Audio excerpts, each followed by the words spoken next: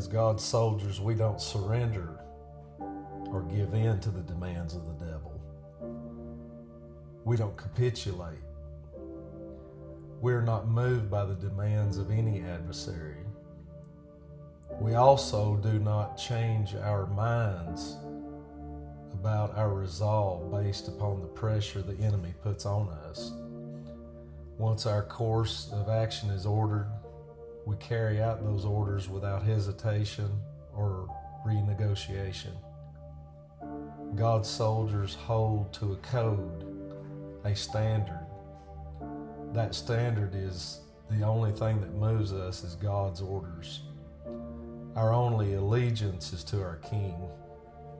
Our orders are our one and final decision. Luke chapter 14, verses 27 and 31 through 33 says, "And whosoever doth not bear his cross and come after me cannot be my disciple. Or what king going to make war against another king sitteth not down first and consulteth whether he be able with 10,000 to meet him that is cometh against him with 20,000? Or else, while the other is yet a great way off, he sendeth an embassage and desireth conditions of peace. So likewise, whosoever he be of you that forsaketh not all that he hath cannot be my disciple." That verse reveals a very sobering truth. If you aren't willing to go all the way for Jesus, then there will be a point in which you surrender. If you don't count the cost, then you will cave in eventually. In today's church mentality, there's very little resistance for the most part. Because of this, very few in the church understand spiritual warfare. Satan knows that for the most part, this generation will agree to anything if it means an easier life. In today's society, the church has opted for either total or partial capitulation of the devil. The church has simply agreed that if the devil will take it easy on them, they will back off or back down. We impose the will of the kingdom of God on every situation. We only exercise peace through strength, not peace through weakness, not peace through cowardness, not peace at any cost. We avenge the lost world because of what their enemy had first done to them.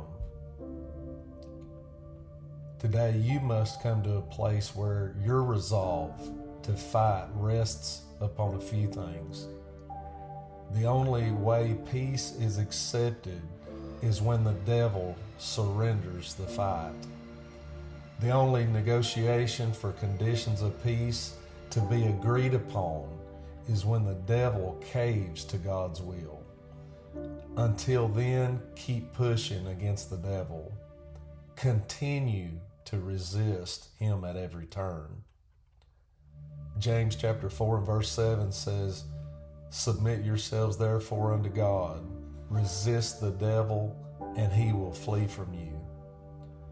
1 Peter chapter 5 and verse 9 says, "Whom resist, steadfast in the faith, knowing that the same afflictions are accomplished in your brethren that are in the world." Your assignment today is clear. Resist the devil until he flees. Today, we declare peace through strength. Our only reason to stop firing ammunition is when the devil runs off the battlefield. The only way we have peace in this world is resting in the strength of God. The only way to stop fighting today is when the devil surrenders to God's plan for my life, God's will in my situation, or when the devil leaves me for a season. Remember, Jesus fought the devil in the wilderness and continued to engage in warfare. It was Satan whom the Bible declares that eventually stopped resisting. And when it says in Luke chapter 4 and verse 13, and when the devil had ended all the temptation, he departed from him for a season. You see, there was eventually peace from Satan's warfare, but that peace came by Satan departing, not Jesus giving in. There will be peace through strength in your warfare today. Let it be said that the only way we stop fighting against the devil is when he gives in to our demands. Press on, soldiers.